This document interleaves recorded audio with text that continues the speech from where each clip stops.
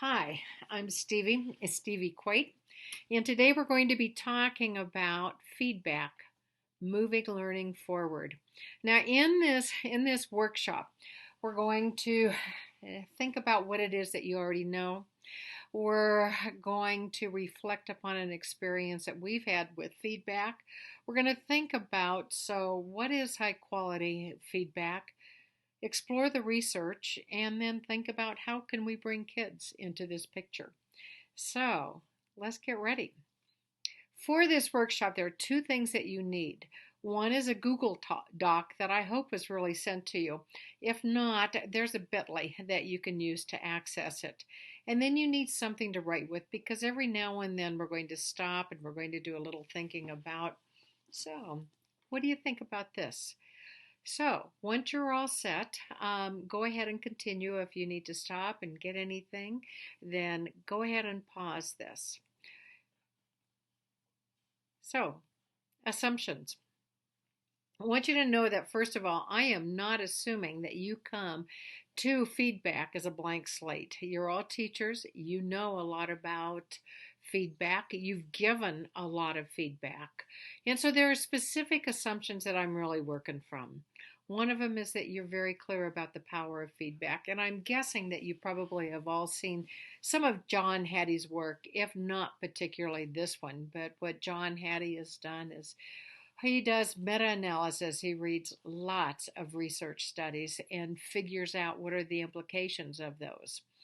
He thinks about the impact, the effect size. And so the larger the effect size, the more powerful it is in terms of student learning. So that blue area there, that blue area is the desired effect. That's more than typical, what a typical student's growth might be over the year, but it's really powerful. If something's down in the red, it means that whatever it is we're doing, kids are actually digressing.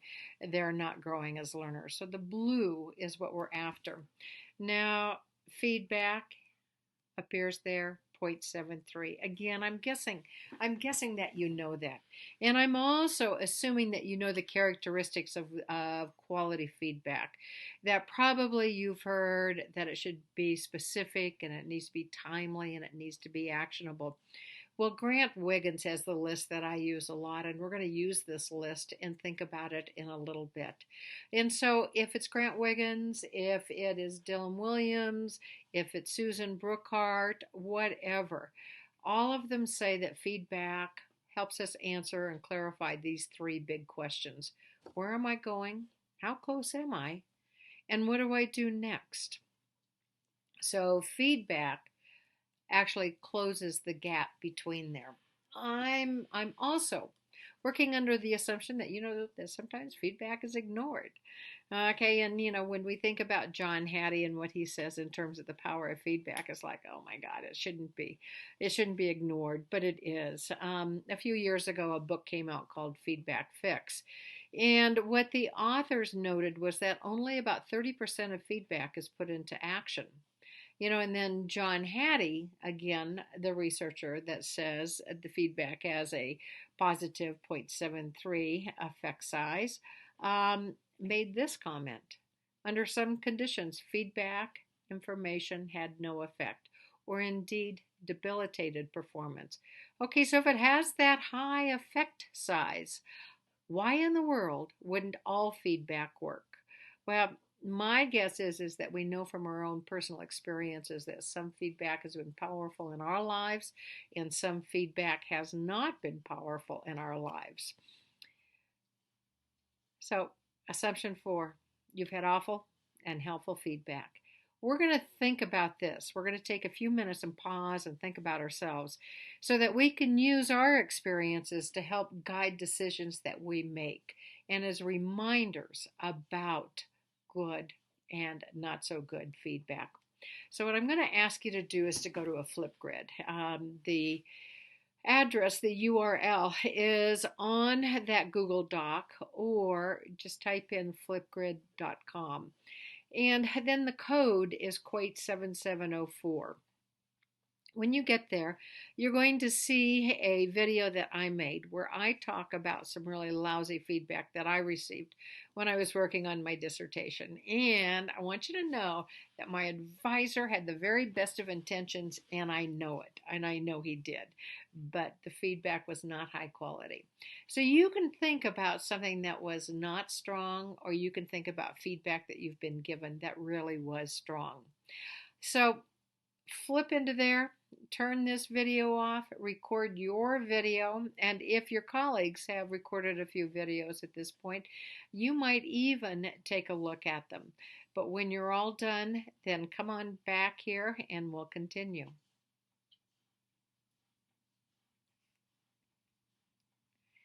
Okay, so I hope you had a good time thinking about it and recording yourself. I hope you had a chance to look and see what other folks have said. But we're going to use that experience to do a little reflection. And we're going to use Grant Wiggins' qualities of effective feedback as the framework to think about our personal experiences. So, what I'm going to do is I'm going to talk you through the criteria that he had about what those characteristics of quality feedback are, and I'm going to use my story about the feedback I received on my dissertation. And what I'd like you to do is to do the same sort of thinking. You know, what about the feedback story that you told? How did this characteristic explain it? So, just a reminder those three big questions, and also to frame the conversation John Hattie. Feedback is powerful when it reduces the gap between where the student is and where he or she is meant to be. So, it's about closing the gap. First criteria, it's goal referenced. All feedback needs to think about some kind of a goal that the student is pursuing. Now, sometimes that goal is about creating a vision for what the work should be. So, if you were, for example, teaching students how to write a historical account, you might bring in some mentor text. You might bring in the work of a historian that has written a historical account so that students can see what that work looks like. That's the vision. You might bring in other student work so students can create a vision about what their work should look like. A rubric, a checklist is also about creating goals for them to achieve high quality work. We know that. You know, and there's student generated goals, and then those daily learning targets or those weekly learning targets. Those also are goals. So when I think about my advisor's feedback in terms of my dissertation, was it goal referenced? Oh, yeah, it definitely was. You know, the goal was to have a high quality dissertation that's going to earn me the degree that I had worked for 10 years, pursued for that long. I mean, that was the goal. And I had even read other dissertations, you know, so all of his comments were intended to help me reach that. So, what my advisor did matched this one characteristic of effective feedback. But when I think about tangible, when I think about the feedback needs to be transparent and in particular actionable, that's where the feedback started to fall down. Now, the questions that help us flesh out what those characteristics are include: was the feedback something you could actually implement? Did you know what to do next? Did the feedback meet the Goldilocks principle? Not too many comments, just the right amount, not too little. You know, and what happened for me is that I didn't know where to start. It was overwhelming. It was absolutely overwhelming. And so I knew I couldn't just start with the comment number one and address that.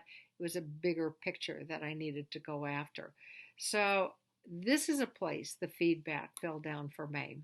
You know, and again, keep thinking about your story that you told, either the effective feedback or the not so effective. And how did this work for you? So, a blogger used to teach driver's ed, And she knew that there was certain feedback that did not work with kids, such as, "You're a terrible driver, drive better right now." And she knew that when she started teaching writing, that there was the equivalent feedback that didn't work. "You're a terrible writer. Write better right now." It's not actionable. It's not tangible. In some ways, it was close to what I got as way, nothing I could get a handle in. So, Grant Wiggins, can learners tell specifically from the given feedback what they have done well and what they could do next time to improve? If not, then the feedback is not yet specific enough or understandable for the learner. This is a quote that I think is worthy for all of us to pose next to our computer so that when we give kids feedback, we can think about this. Will they know what to do? Now, another criteria, user friendly. Did the person receiving the feedback feel respected? Was it given in a way that you could use it? And again, for me, it wasn't. It was just overwhelming. And there was something also in terms of all the work my advisor went through in order to comment on all the many mistakes I made. And it was no denying he was right in what he had to say, just wrong in terms of um, thinking about feedback that would be useful. But he spent a long time doing that. Having targeted feedback that is user friendly would have cut down a good portion of his feedback, his time putting it together. And also, because effective feedback needs to be timely and ongoing, he did not need to point out everything at all. Now, timely and ongoing, also, this is something that my advisor, I'd say, thumbs up on. Yeah, I could make revisions in time. In fact, I did. And did I have multiple opportunities to receive feedback from my mentor and colleagues? Yeah, I did. And think about that one. If we're looking for timely and ongoing feedback, we know darn well that as a teacher, we have limited time. We want to spend some time with our families. We want to have a break. We want to go jog. We want to go do something for ourselves also. And so, who else can provide feedback? And, as we all know, kids can. Other people sitting in that classroom can, but they need to know how to do it. And we're going to talk about that in just a bit. So, Wiggins says feedback needs to be followed by an opportunity to do it over. Without that opportunity to grow, it's not really feedback, it's a comment. So, we're not talking about commenting, we're talking about giving kids information. So another characteristic of high quality feedback is consistency is the key. Is it consistent over time? Is it consistent from others? I had one student a long time ago who told me that one of the things that she was struggling with is that every time she turned a paper in to her teacher commented on something and then contradicted it the next time. She was absolutely confused. And then I know that consistency from others means in your professional learning communities, it's important to think about what is the feedback? What is it that we're after? What are we looking at? So that kids don't hear in one class, for example, that the thesis statement must be the last sentence of the first paragraph, or all essays are 5 paragraphs. In contrast to somebody else who says you weave your thesis in, or whatever the case may be. They need consistent feedback, and the only way that happens is through conversation with our colleagues. So, here are Grant Wiggins' criteria for quality feedback. Think about yourself now. How would your students describe your strengths? What would they say if someone were to ask them? And which one do you want to nurture or grow? What I'd like to invite you to do is to take just a couple of minutes, put this video on pause, and do some writing. Think about what are your answers to this. And after you've spent that bit of time doing some writing, come on back and we'll continue.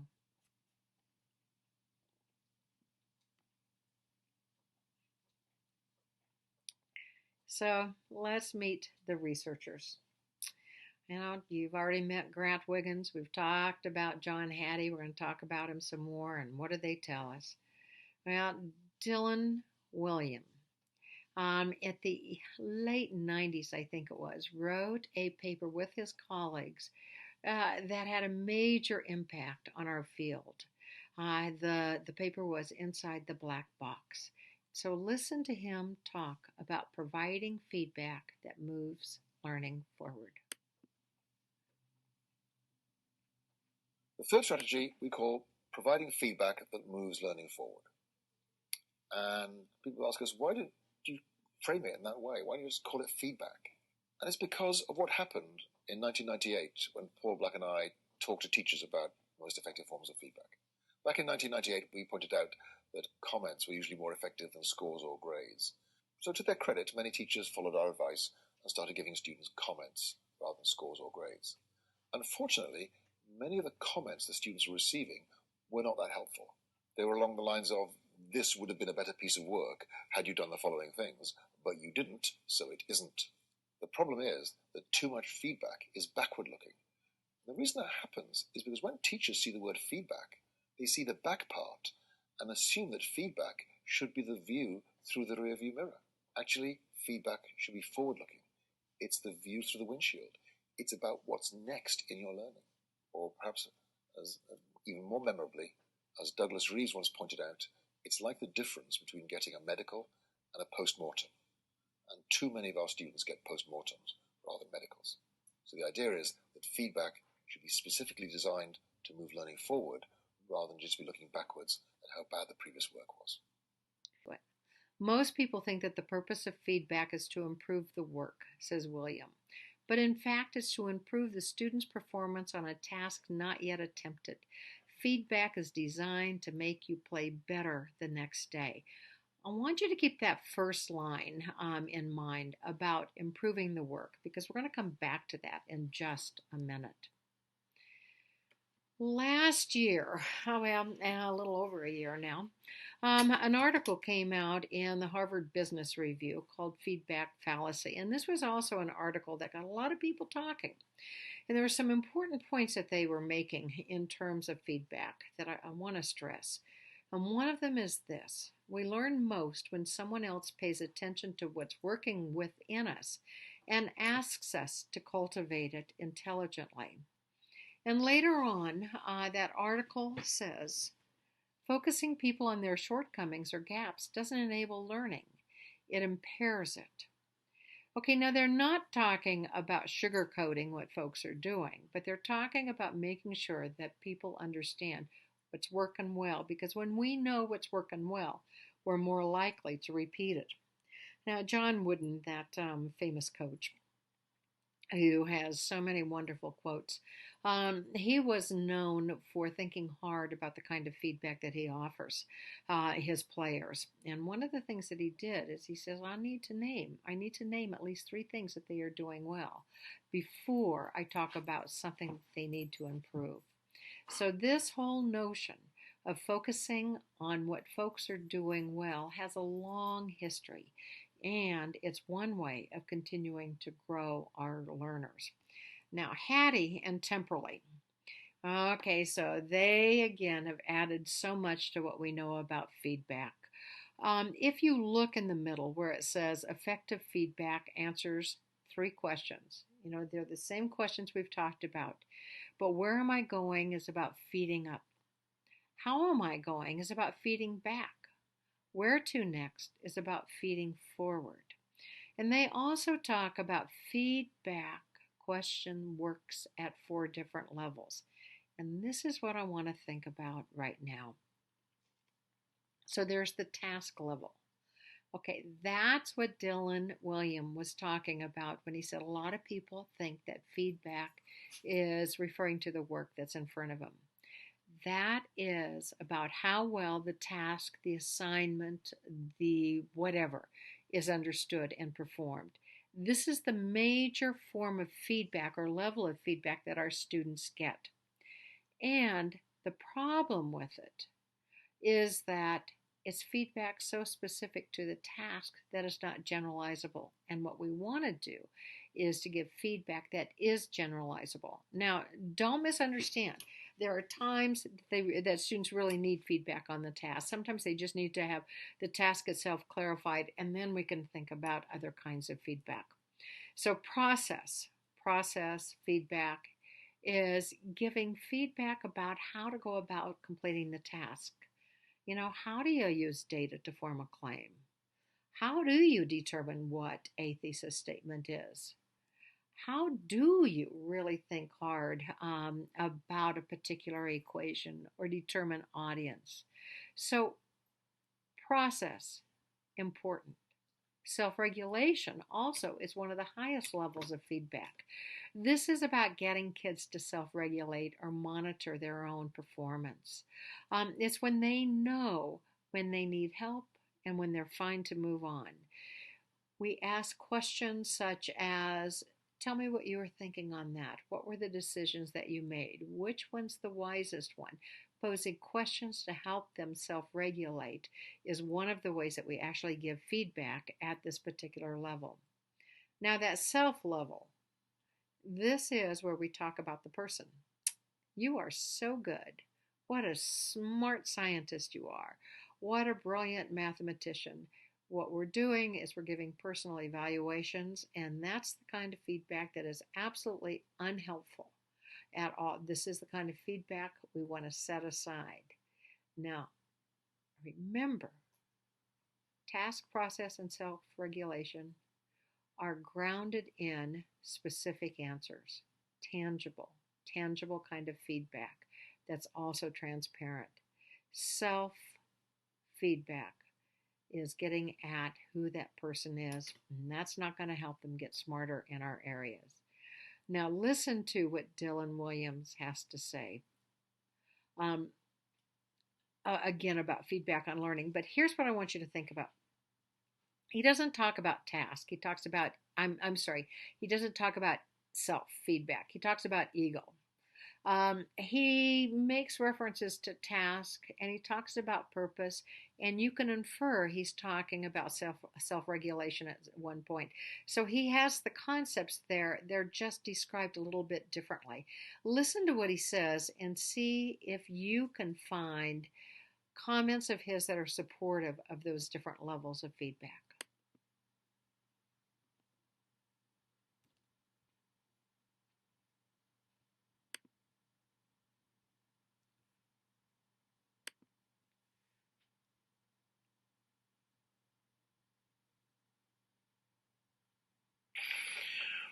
The feedback was where we started, really, because a lot of this research on formative assessment was about different kinds of feedback. And what we found was that most of the feedback that's common in schools is the least helpful in terms of what psychologists have found. So there's lots of different ways of looking at feedback, but a very important way of thinking about feedback is whether it's ego involving or task involving. So if you say to students that you did very well, you were one of the best pieces of work, you did one of the best pieces of work in the class, that's ego involving because it focuses on that person's position in the class. Whereas if you get feedback that says things like, well, this is what you need to do to improve, then that focuses on the task. And what the research shows very clearly is that ego-involving feedback is rarely effective and in fact can lower achievement. So when students get grades, when they can compare themselves with each other, where they get praise, the effects are usually, or often zero, and sometimes negative. In other words, that in many cases, rather than giving that kind of praise, you would have been better off shutting up and giving no feedback at all.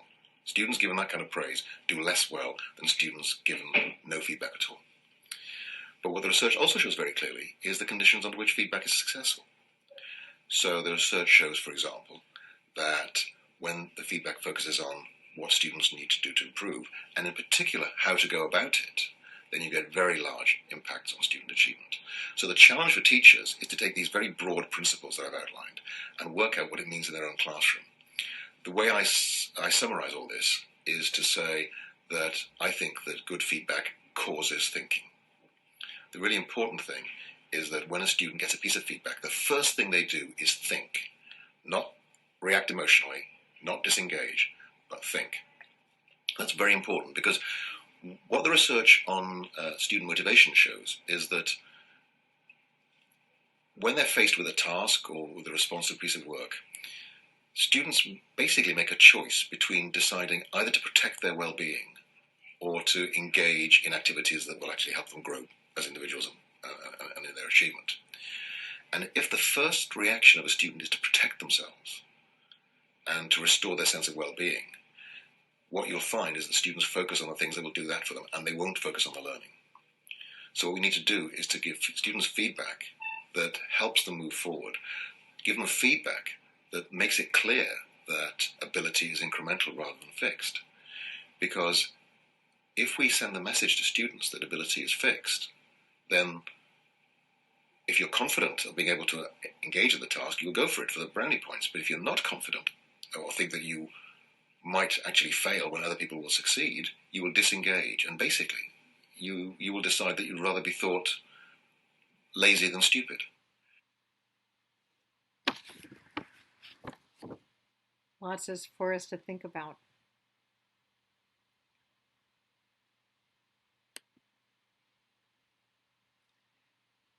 Fisher and Frey, also who study the research and then pull it together so that it's really applicable, thought about that process of level of feedback.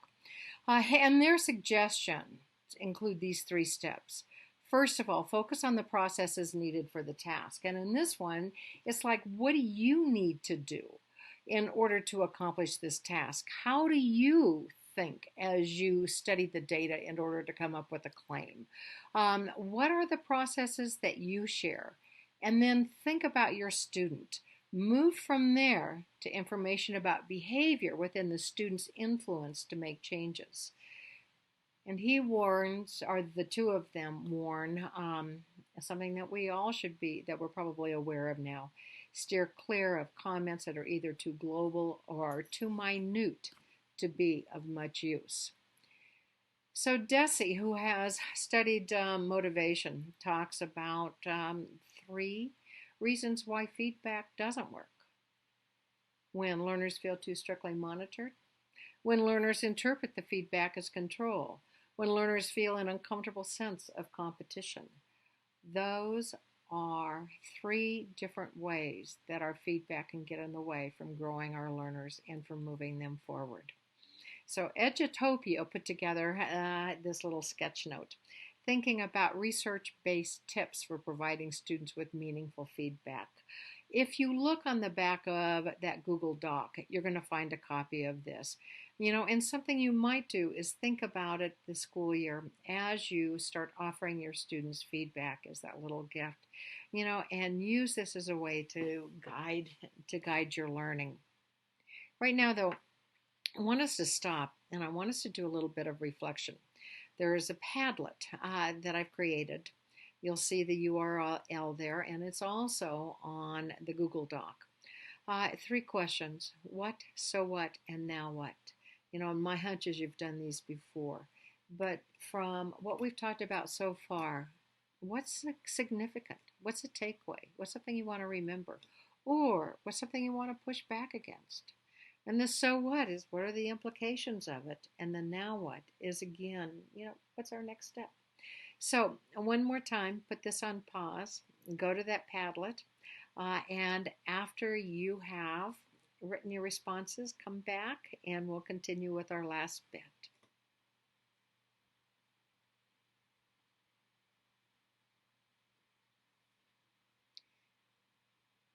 In some ways, I think feedback is about a partnership. It's about our partnering with students. That yes, we have work to do, but students also have work to do.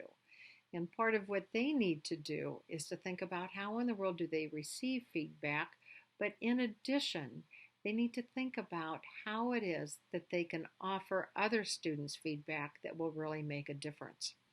And so that's what we're going to end our workshop on today, is thinking about what are students' roles in feedback.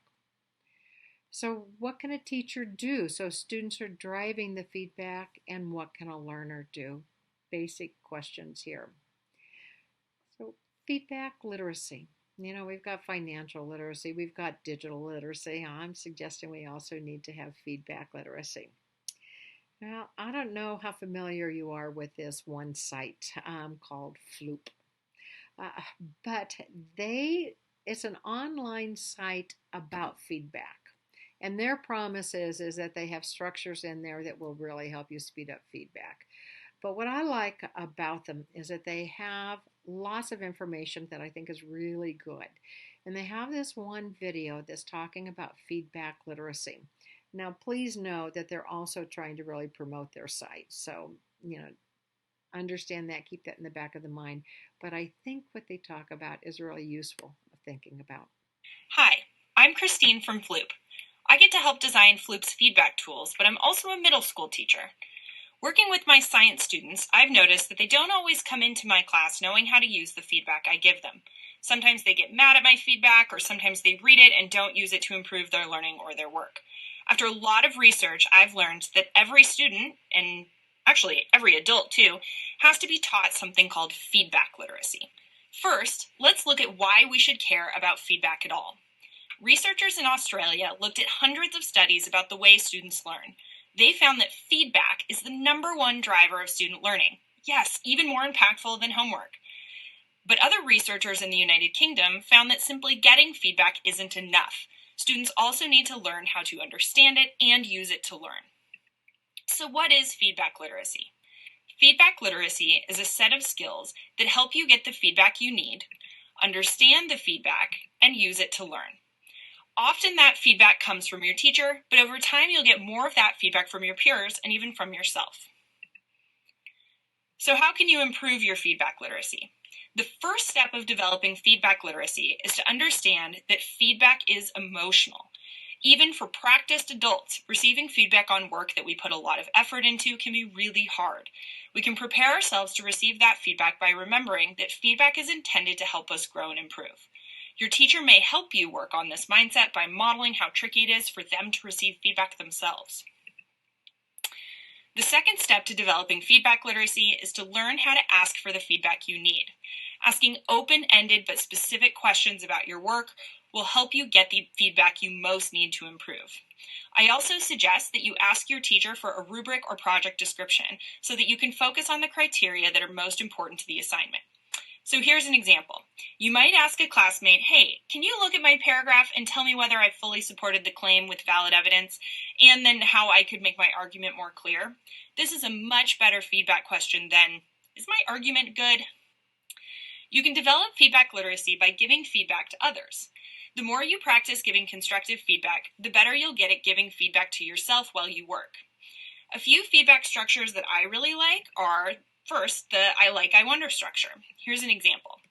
I like how you used such descriptive vocabulary in your evidence section, and I wonder if you could strengthen your reasoning by adding more detail. Here's another one I love. It's called Evaluate, Suggest, and Celebrate. Here's an example. You have somewhat met the criteria for this assignment because you have a logical chain of reasoning. I suggest that you work on your evidence section by using data from the experiment. I would like to celebrate the scientific vocabulary you used. It was all accurate. Finally, you can develop feedback literacy by practicing the skill of using feedback to improve your learning and your work. Each piece of feedback that we receive is a suggestion. The quality of that feedback depends on who is giving it and how relevant it is to your learning and the task. When feedback comes from a trusted expert, in many cases that's your teacher, then you can rank it as higher quality than when it comes from, say, your younger sister. Secondly, when feedback is relevant to the assignment or learning task, it is more useful. So read each piece of feedback you receive carefully and then decide whether to use it or to move on. By practicing these skills of seeking feedback, understanding your feedback, and learning how to use it to learn, you'll quickly improve your feedback literacy, and I bet you'll find that your learning and academic performance also improve along with it. So thanks, and from all of us at Floop, have a great school year.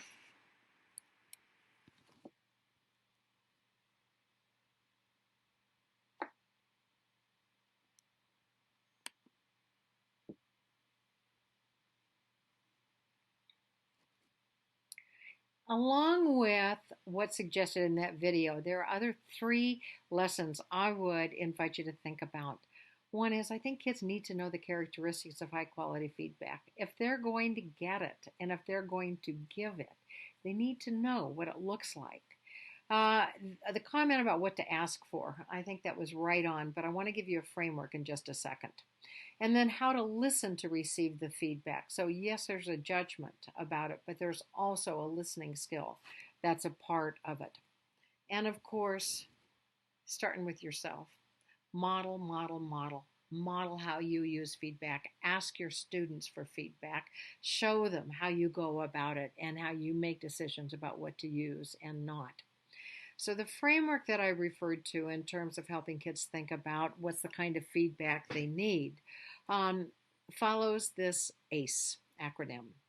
So, do they need appreciation?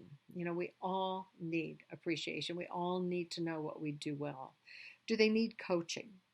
Do they need evaluation? Are they getting ready to turn something in and they need someone to take a look at how they're doing and if they've hit the mark or not?